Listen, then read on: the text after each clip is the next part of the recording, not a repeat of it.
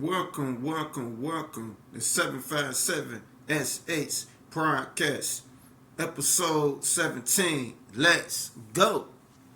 Now, before I start the show, y'all, I'm gonna talk about this little Sony's thing with Michael Jackson. Just a little bit, y'all.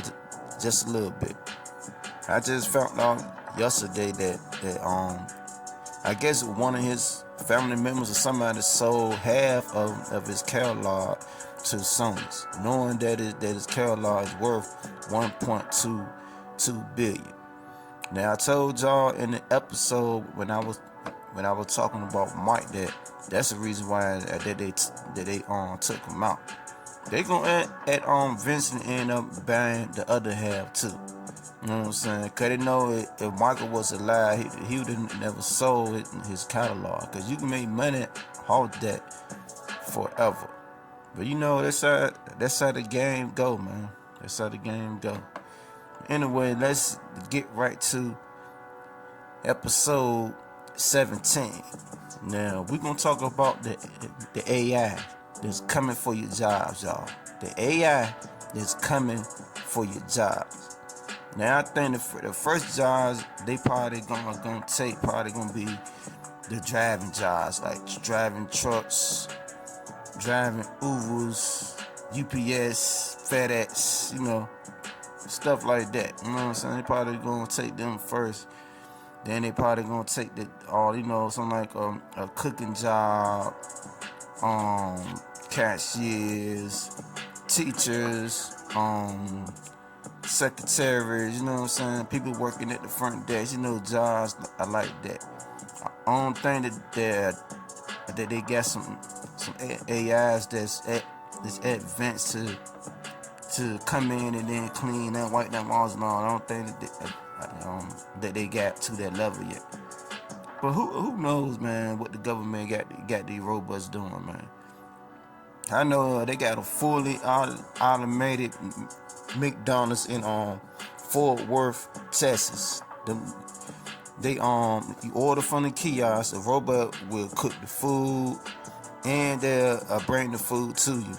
But it's like I think I seen like 2-3 people in there work. I guess they the ones that make sure if anything go wrong they can reset the AI and all that. But I'm just saying this to say this, that them niggas is coming for the jobs. Only certain jobs though. Some people save, some people ain't gonna be saved years from now. You know what I'm saying? Cause them AIs is gonna take a lot of jobs away, man. A matter of fact, I got this auto where this man gonna be talking and he gonna be telling you the strategy and plans and the steps of how they gonna take the jobs away. Check this out. It probably is just like, we look at 100 years, okay, it can do the whole creative job. I think it's interesting that if you asked people 10 years ago about how AI was going to have an impact, with a lot of confidence from almost most people, you would have heard, first it's going to come for the blue-collar jobs, working in the factories, truck drivers, whatever. Then it will come for the kind of like the low-skill white-collar jobs. Then the very high-skill, like really high IQ white-collar jobs like a programmer or whatever. And then very last of all, and maybe never, it's going to take the creative jobs. And it's really gone is going exactly the other direction. And I think this, there's an interesting reminder in here, generally about how hard predictions are, but more specifically about, we're not always very aware, maybe even ourselves, of like what skills are hard and easy, like what uses most of our brain and what doesn't, or how like difficult bodies are to control or make or whatever. Probably is just like, Now, y'all that got them jobs that he was naming, y'all better switch it up, cause it's gonna happen, man. Cause these jobs feel like they can save money and they can pay a robot to do it instead of paying you. A matter of fact, in the state of California, the minimum wage done went to $20. Now, I don't want to be out there. That means if minimum wage went to $20, man, the cost of living is crazy out there. You know what I'm saying? So I seen this on the news out there, and then it was an owner dude think he was a manager or something. He was working in a restaurant, and he was like, "Yeah, that's a sign. Minimum wage going to $20. That's a sign for us to focus on the AI more instead of paying people. They can pay the AI because they don't want to pay them people them $20 to work in them fast food restaurant." But y'all check this video out though. Grills, they're dangerous jobs, and this automation helps solve a lot of those issues. 62% of restaurants report being understaffed. Industry experts say most of those unfilled jobs could be done by robots. And in California, where the minimum wage for most fast food workers will soon be $20 an hour, fewer workers equals cost savings. Dan Ives is with Wedbush Securities, a wealth management firm. Once the minimum wage went to 20, that's the bell going off. More and more focus on spending on AI. Because look, that's inflationary. That's the problem. You can't necessarily pass all that to the consumer. Flippy can cook 250 pounds of French fries an hour. The burger bot 100 patties. These restaurants are very, very busy at peak time. Now, see how crazy, man, stuff gonna get? I'm telling y'all, man, California is off the chains. I don't know how the world people live out there, man. It's crazy. Yeah, man, but so now that's a move on to Mike Epps versus Shannon Sharpe. Man, I seen this the clip, man, but Mike Epps was calling Shannon Sharpe gay, and he didn't want to be on this show, man. But check this out. That nigga Shannon Sharpe called me trying to do an interview. I said, no, Medea, I ain't doing no interview. So you can sit across from me and look at my balls. Don't sit down, nigga. Thought he was gonna attack Cat, that nigga there. The nigga shit is called Shay Shay. The nigga's telling you. Put a wig on that nigga, tell me if that ain't motherfucking Medea's sister, nigga. They exposing everybody. They got TD Jakes. All that money they done got from God, and they done came out on him. Pretty heavy. That nigga Mike Epps, man, is funny, boy. That jump was crazy. But Shannon Sharpe heard what he said, and Shannon Sharpe was pissed off, man. But I think he was pissed off because the man called him gay. You know what I'm saying? Yeah, that's what it's all about. I think that the nigga is mad about that. But listen to what he said though. Check this out. Ocho, as you and my profile, because I got Club Shay Shay, and I almost got 3 million subs. And ever since that Cat Williams, a lot of mofos been treating your boy different. What? Who? And a lot of, but here's the thing, Ocho. Not only was it beneficial for Club Shay Shay, a lot of other people ate off of that interview because they used it. And I'm gonna put this out there. And this one, I'm gonna fire this shot over your head, mofo, and you will know exactly who I'm talking about. Yeah. Mention my name again. Yeah. And I'm gonna put the DMs. And I don't like doing this. Yeah. But you're lying. And I don't care about all that other stuff. You can say I'm gay, and you can say I don't care about that. Because I won't chase a lie. But I won't let you lie on my name. Yeah. Now you can say all that other stuff. I can deal with that. I heard that 1,000 times. Just like everybody jumping in the chat talking about, oh, you don't like number white women. Right. I done dated a lot of different races. Yeah. Hey, listen, you like Skittles, man. You eat every color. Come on, talk to me now. I don't eat or suck. They all do all that. You know what I mean? That's why I said Skittles. Skittles. Okay. Stay. I'm with you. You know how I look at it, Ocho. I'm telling you this, and I want somebody to send it to you. And I've been sending it in the chat. Y'all know who I'm talking about. I don't know who you talking about, but I'm with you. Say my name again, and I'm gonna release the DM because you're lying. Yeah. You said I reached out to you to come on Club Shay Shay, and you a mofo lie. Now when I see you, I'm gonna see if you about that.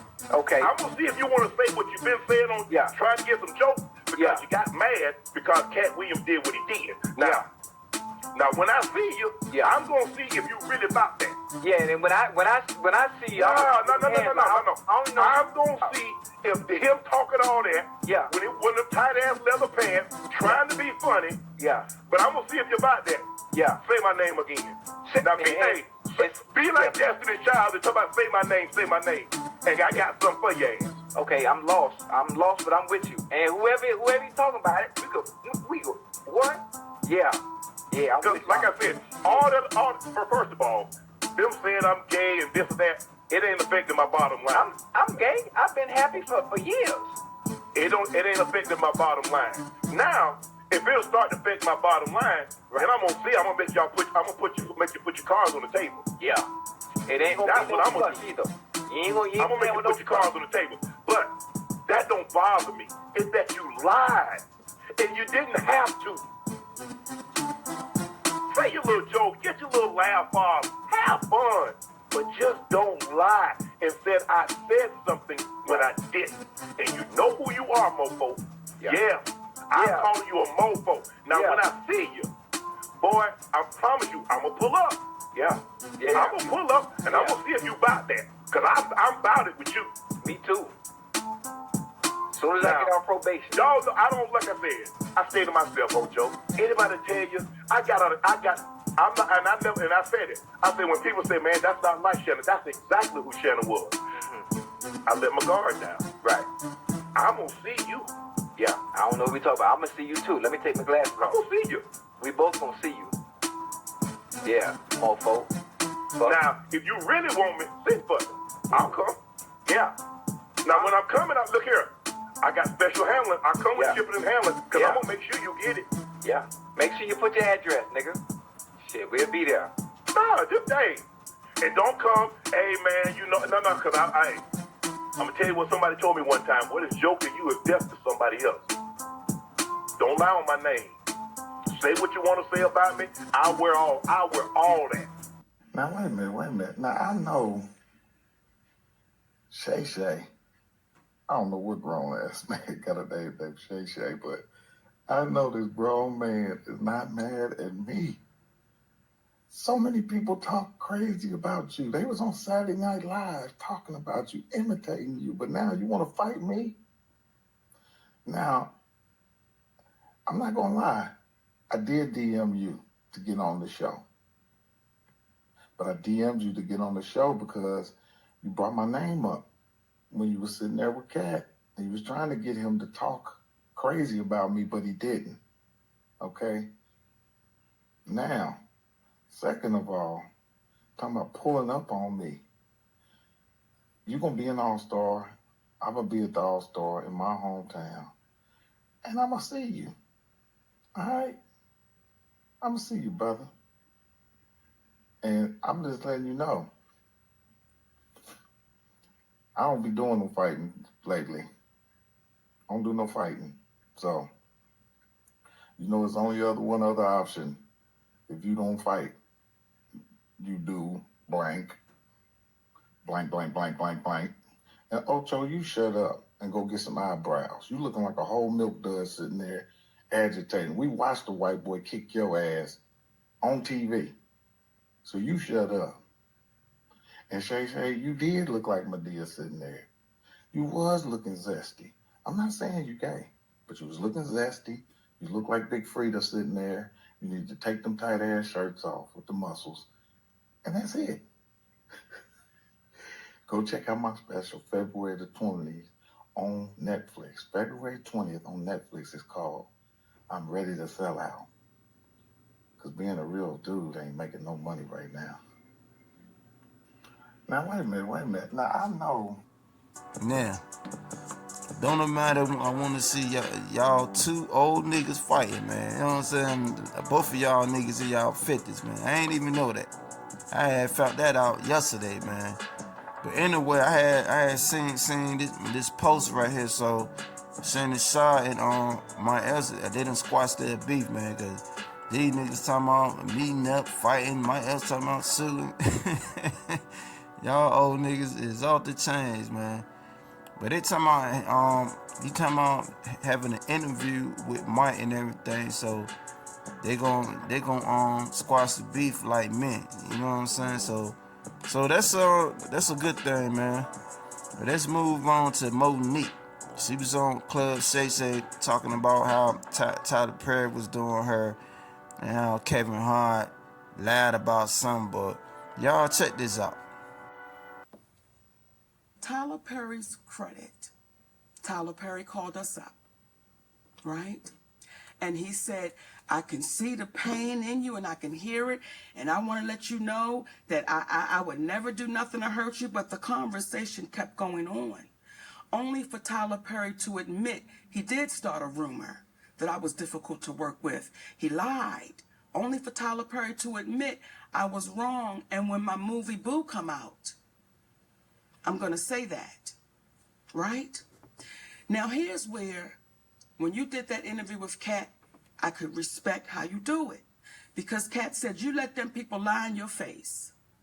And your response was, Kat, I don't know if they're lying or not. Right. Because I can only take them at their word. At their word. Right? Yes.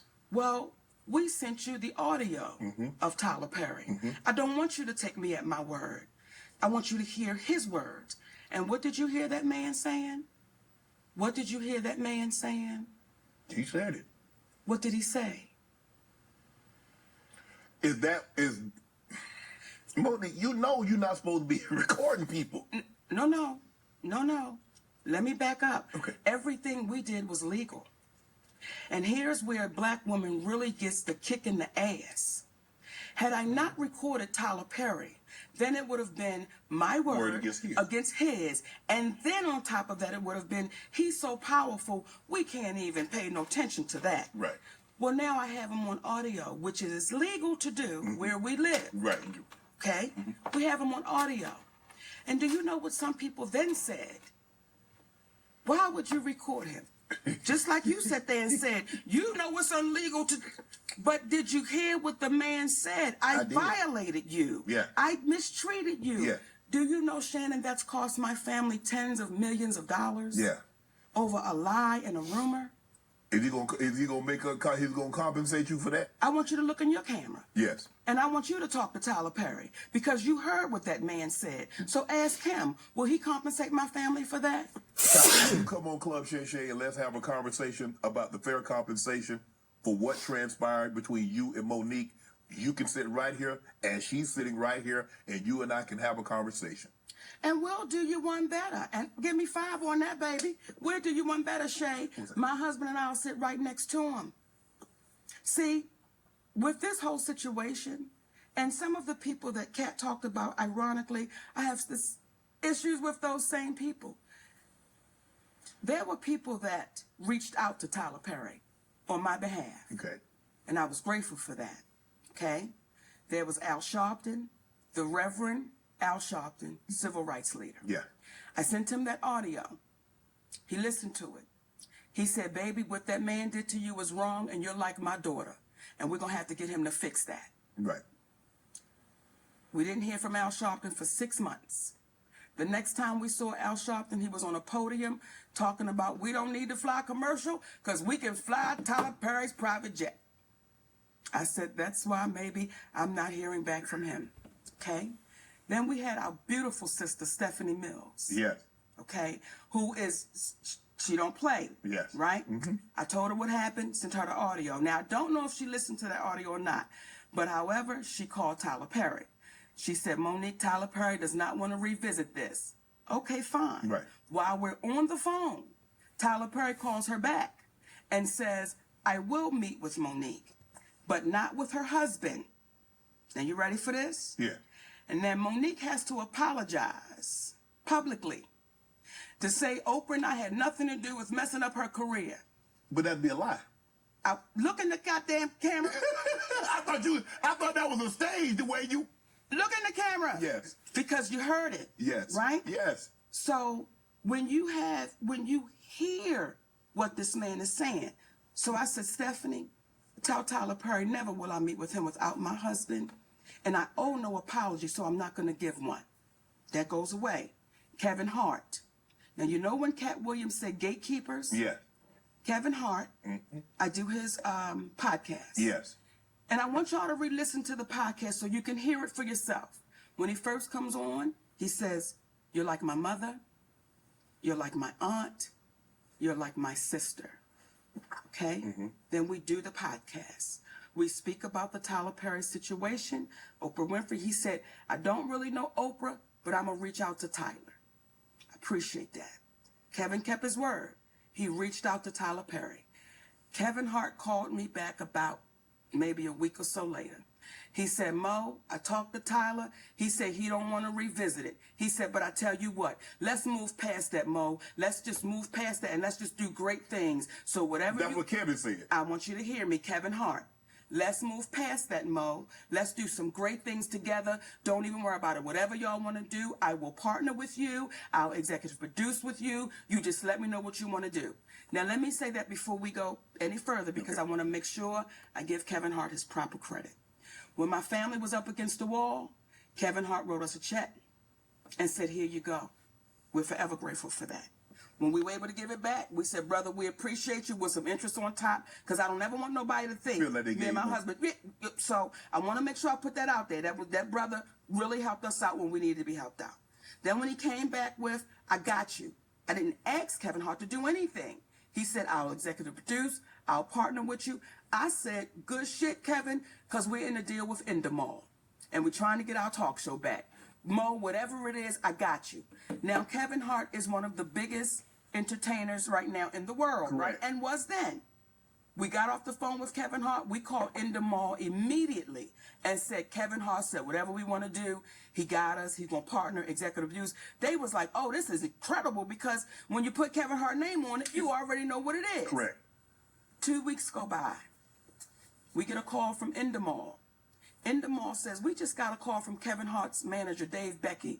And Dave Becky said, Kevin doesn't want anything to do with Monique. So whatever she told y'all, he doesn't want to do anything with her, nothing. You know, he doesn't want any kind of relationship with Monique. So what changed between the 2 weeks and plus he gave you a check, you gave the money back, then said he would partner with you, executive produce, whatever you need, Mo, hey, we got you. So what transpired, or what do you think transpired between then, that 2 week period? Well, soon as we got off the phone and they told us what Kevin's manager, David Becky, said, I called Kevin Hart immediately. I said, hey, baby, we just got off the phone with Endemol, and they said Dave Becky called them up and said, you don't want anything to do with me. He said, Mo, that's a miscommunication. I can tell you right now. I said, wait a minute. Are you okay, though, with this white man calling them up? Getting in between our relationship after something you said. He said, Mo, that's a miscommunication, and we're going to talk Tuesday. Don't worry about it. I'm telling you right now, it's a miscommunication. That was 2 years ago. If you talk to him, I talk to him. I've never talked back to Kevin Hart again. So that's what we're faced with. When you allow somebody to come in between a relationship with a woman that you said, I'm like your mother. You said I'm like these things. I didn't ask you for that. So everything that baby was saying sitting here, everything he was saying was on the up and up, because when you hear people say, get the anger out your heart. Oh, man, no one's saying he's lying. No one ever said I was lying. It's so easy to discount and devalue because of what we look like. Right. However, when it comes to Tyler Perry, I will not allow you to discount or devalue, because that is your voice on that audio. Remember on Good Times when Penny's mother was whooping up on her and she had recorded it? That's you on tape. So how does it go from you saying you're going to give me an apology to now I owe you an apology? But what do you want an apology for? Now, let's move on to the main event. Monique versus DL Hughley. They got a round 1 and they got a round 2. But let's play round 1 what Monique had to say about DL. Check this out. DL's radio show. Yes. DL Hughley is not there. His team is there. And Shannon, we having a great time. I mean, baby, we having a great time. We going forth, back and forth. When we get to the end of the show, they said, Monique, you want to play a game? Well, I want to play. I said, sure, sugar. Let's play a game. And it's a game called Would You Rather. Oh. Okay? Now, Monique, you should have said I'm too old for this game. Wait a minute. We're having fun, baby.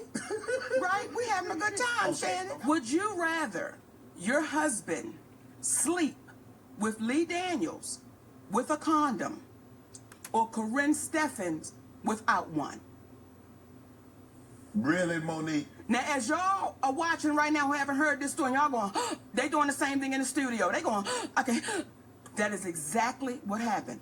Now, sister, and her name is Jasmine, how could you ask another sister that? Well, we just planned. I said, tell me the joke in that, because I don't know what you're insinuating. Then you're involving people that have nothing to do with nothing. I call DL Hughley on the phone. I say, hey, baby, yeah. Huh? That's how he responds. Yeah. Did he know it was you? Yes, because they called him to let him know Monique's going to be calling. Like, it was getting crazy. Right. I'm like, just let me get on the phone with my brother. I said, DL, how does that uplift our community? And again, I don't know what y'all trying to insinuate, but brother, what you doing? Like I said, that's just how we do it. So it is what it is. Now, it got so ugly that my attorney had to send a cease and desist. So it never aired. So we have, like, when Cat Williams talk and people, truth tellers talk, we have receipts to everything. Now we have a show in Detroit. Contractually, I was the headliner. DL Hughley posted a memo. Now, when you signed your deal for the Ravens, did you sign a contract? Touched me a little different because I was saying, why would you lie to our babies? Because now they're thinking if they send somebody a memo, that's what they're supposed to get, okay? I was contractually signed to go as the headliner. Right. I mean, you go last. DL Hughley didn't come into the building until 9:30. Now, contractually, I said I had to be on stage by 9:30 because if the show starts at 8, I refuse to keep an audience waiting. Right. That is disrespectful to the audience. Correct. When I went out on that stage, Shannon, I made sure everything I said, he heard me.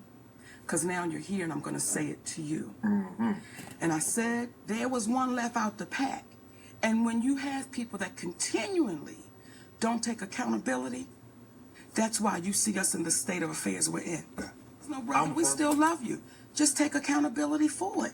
And we move forward. And then when you have some of our black folk that go sit in front of a white man and speak ill of their people, I'm like, y'all, what are we doing? What are we doing? Well, now, DL Hughley heard what she said, and he responded back. Check this out. Club Shay Shay is getting messier and messier.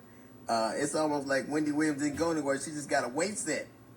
And so Monique was on. Every time I see Monique these days, she's on doing some grease video with her and her daddy complaining about something. Or working out. I don't know nobody that work out that much and gain weight unless every crunch you do has got Captain in front of it. But apparently she goes on Club Shay Shay and tells the story about how she came on my radio show and I wasn't there at the time. And my co-host Jasmine Sanders played a game that we played all the time with everybody called Would You Rather. She apparently was so offended by that she said she got off. She called me. Monique did, and she said I was very dismissive, like, Monique's a liar. When Monique did call me, I heard her complaints, I listened to her, and I pulled the segment. So if I had been as dismissive as she alleges I was, that segment would have aired. It didn't, because I respected her wishes. She's a liar. It's also befuddles the of me how somebody who has a comedian talks as much everybody else as she does, she has the temerity to be offended about anything as much you say about people. Then she encouraged everybody, allegedly it stems from the fact that I used to always talk about her on video after video, and she encouraged her sweet babies to look at the video and find them. Do that. Do exactly what she says. And you know what you're not going to find? You're not going to find any evidence of that, because Monique is a liar. She's lying about that. But what you will find is Monique talking about some alleged contract dispute we had. Look at the ticket. It says DL Hughley, then Monique. She knows the story. But what she did in response to that, she talked about my dog, my wife. This broad even brought out my daughter's personal trauma. My daughter was molested, and Monique bought that and told the world that I allowed my daughter to be raped in front of me. The lying mother. She knows she was lying. And it only stopped when everybody from my family checked her. It's interesting. You know what else you won't see? Monique doing? You won't ever see her with her family, videos with her children or grandchildren. Because nobody, how do you have sweet babies when your own babies don't? How do you love us for real when there's no evidence of anybody loving you for real, except your daddy, who you apparently have to pay? And FYI, daughters are paid for by daddies, not daddies who get paid by their daughters. You know what else you won't see Monique doing? Telling jokes. Monique, if she'd have spent as much time actually writing jokes and writing her Netflix special as she did complaining about not having one, it wouldn't have been trash. It got the worst reviews of any Netflix special in history. Because that's what Monique does. She complains and she has grievances. You never see her being a human being. You never see her being sweet and warm to people. Except when she's using it to butter somebody up to get something. There's a reason why everywhere she goes,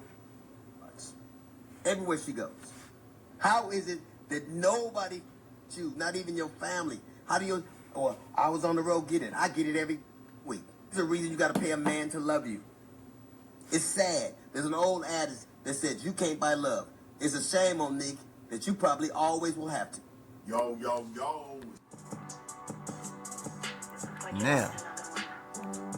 Now Steve Harvey jumped in the beef, man. He trying to back up DL Hughley about who's supposed to be the head person of the night. You know what I'm saying? How they have a comedy show between Steve Harvey, he's the head star, so he come out last and let the other comedians come out before him.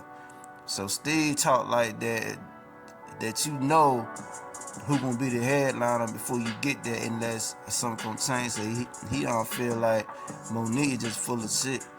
And he said comedy was never supposed to be like that, beefing with each other. Which is right, it wasn't until now. But I'm gonna play this out of what Steve said. Well, I got a couple of things that's on my mind. My closing remarks are going to seem a little discombobulated, but I haven't really had time to put it together. It's just some thoughts that I've been having. I want to address what's being labeled as comedy beefs. Y'all, comedy was never designed to be this. Comedy is a great art form. It's always been for the best stand-ups to come into people's lives, homes, theaters, and provide just as hard a laughs as we possibly could. As a stand-up, has always been my only goal. This thing that's going around now about comedy beefs, it's only coming really from a few people. It's really not the overall thing. 85 South ain't beefing with nobody. And those are the youngest comedic giants out there. 85 South ain't beefing with nobody. Them cats come from the hip-hop culture. What you're seeing, man, in these comedy beefs are people who aren't where they used to be, and all of a sudden are using this thing called comedy beefs as a way to get some light shined on them. That's not what comedy is, man. It's just not. I'm going to tell you something. Now, I'm not saying any names, but let me explain something to you. I've been in comedy a long time. In my entire career, was there ever a question about who the headliner was? In my entire career. And on my contract, it said I have been headlining clearly since 1995. I have been headlining since 1995. The Kings, we switched up. Like if we went to Chicago, Bernie was closing. We went to St. Louis, Said was closed. We went out to LA, DL closed. Whoever's hometown it was. But we always understood that. One night in Baltimore, Chris Tucker's movie had just came out. It was Fridays and something else that had came out. And my contract said I was a headliner in Baltimore. We got there, me and Chris was sitting up laughing. And the little new promoter, little boy had some money he ain't had no business having. He came in there and said, hey man, I want Chris Tucker to close this show. Chris Tucker had a problem with that. But we talked about it. I said, Chris, he the dude, he wanted that. I told the judge, look, man, as long as you pay me my money, I don't care who close. Chris Tucker came to me and asked me, hey man, just do me one favor, man. If you're going to go up first and he got me closing, could you just keep it to 30 minutes? I did 28 minutes exactly. That was the only time in my career. And in my contract, though, I was the headliner. But this dude decided he liked Chris better. I don't care who it is. That was the only dispute. Look, man, it's known beforehand in the tickets, in the contract. There's no such thing as memos and all like that. You have a contract to sign. And that's who the headline is. And read the marquee when you get there. When you pull up at the front of the theater on the marquee, it'll tell you that too.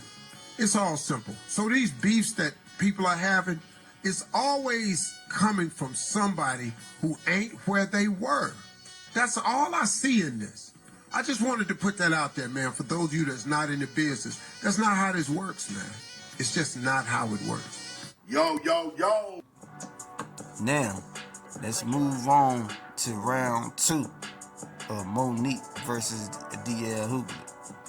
So, Monique was on live, man, and she was saying a little something about DL. So check this out. I'll say she went after my wife.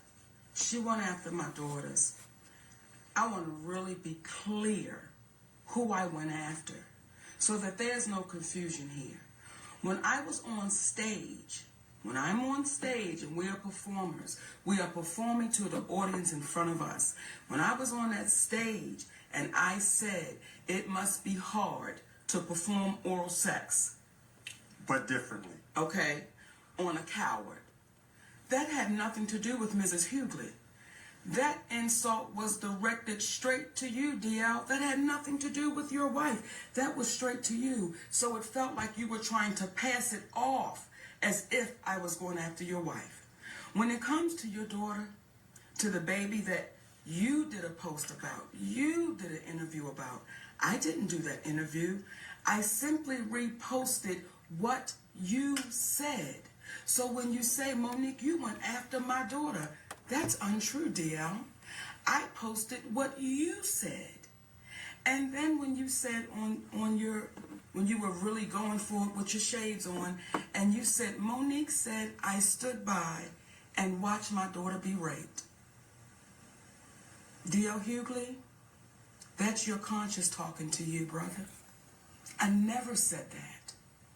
I never said that. And I want to be a little clear about something else. Never would I try to do anything to harm any of your babies, because we got babies too. So never would I try to do anything to harm your children. However, what I was saying to your daughter and to the other daughters out there, I know what it's like for your daddy to know you've been touched and he not protect you, because my daddy did the same thing. That's what that whole point was. But I was showing why I would call you a coward, brother. I don't think it's brave. I said what I was saying. Now, DL spun it back on his little podcast he got. Check this out. All right, I'm taking time to respond to Monique again. She made another grease video with her daddy. We kind of relitigating some of the stuff she said on Club Shay Shay, where she talked about how she was on the show and somebody, they played a game, Would You Rather? And I guess she felt like they insulted her husband's sexuality, which is interesting because she can always talk to everybody else's sexuality. But I guess her husband's sacrosanct. He's off limits. But a hit dog will bark unless his mouth is full. But she talked about, well, she didn't actually call her lawyer. Who would be afraid of your lawyer? Your lawyer, you mean the lawyer that did your contract? That lawyer, the lawyer from the firm of Negro from Ghetto, Got Him and Gone, that lawyer? Who him? He couldn't get your name right on the ticket. He gonna get it right on a legal document. It didn't happen because we decided it shouldn't happen. You didn't need to, because we respect people. We don't have to do things for clicks. They took it off because you asked me to, because I respected you at the time. You also talked about how I disrespect you on so many platforms. But you have this impeccable memory where you can tell to the degree, well, who did what to you and why and what happened, where you were. But you can't pull up one time on any platform that I said anything about you at all, because you know you're lying. You got that piece of paper and that memory, but you can't pull one up. My biggest mistake is saying yes to you. I should have said no when you couldn't come on my radio show. I should have said no that I wasn't playing those dates with you. As a matter of fact, almost anybody who says yes to you at some point is in this milieu with you. Almost anybody. So I would suggest anybody out there, you can say yes to drugs, but say no to Monique. You talked about how my children, families are uplifted. They weren't when you were running across Vegas. I mean, the stage in Detroit. They weren't when you talked social media. When you got your swept and your tickets dropped, then they became off limits. But let's do this. Let's decide that you will treat my children like you treat yours, like you don't know them, invisible, like you have no relationship with them, like you're estranged, like you're unfamiliar, like you don't know them. You also intimated that I was coward. You know what I'd never do? I would never let my woman take care of me. I would never let my woman get evicted from her apartment. I would never let my woman has to ask another man for money. I'd never do that. Can your old man say the same? He loves you. Of course, he got to say that. You claim him on your taxes. He's a dependent. He's sitting there with you right now. And everything. Because it ain't like he does anything else. But you never address the salient point. I said that if you spent as much time writing your Netflix special as you did arguing about getting it, it wouldn't have been trash. It was. I didn't say it. I defy anybody out there. Stop listening to me. Watch it. Read the reviews. Read the reviews. You begged for something. You made valid points that women are underpaid, that they're not valued. That's absolutely right. So you would think that when you got a chance to do something that you would argue for, you'd be up for the challenge, but you bed. Because you never are ready for it. Because all you ever do is complain about what you don't have. You're never ready for the moment because you're always living in the past. I said it. If you spend half of your time doing as opposed to talking about who didn't do for you and what they did for you, you'd be a lot further along. You wouldn't be evicted. You wouldn't be working for your man. You wouldn't be asking other comics for money.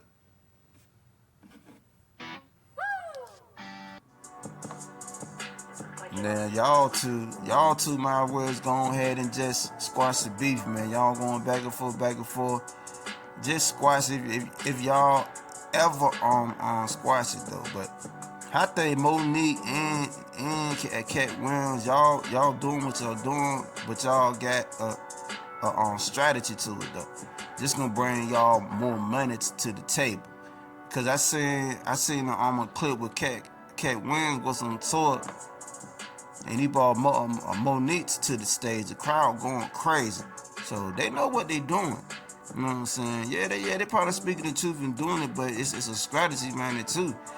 Their show is going to sell out more now. You know what I'm saying? Because everybody want to hear what they got to say. So Cat Williams was smart to bring out Monique at that tour. Because that's what the people want to hear. People like drama. You know what I'm saying? They like niggas tearing each other head off, talking junk to each other. You know what I'm saying? That's what people like to see.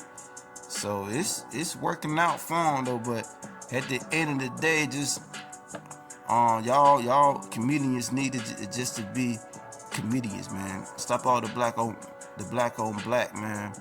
Crazy stuff, yo. A matter of fact, Judge Mattress is gonna sell us something. How he feel like that the black community is the comedians is embarrassing our race and and looking real crazy doing what they doing. Check this out.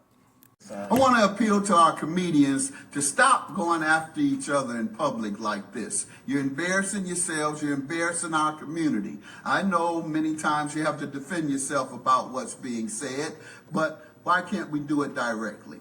And I just want you to know, I believe that we're being laughed at all the major studios and by their executives, seeing us in public, black folks going at each other. You don't see this among other communities.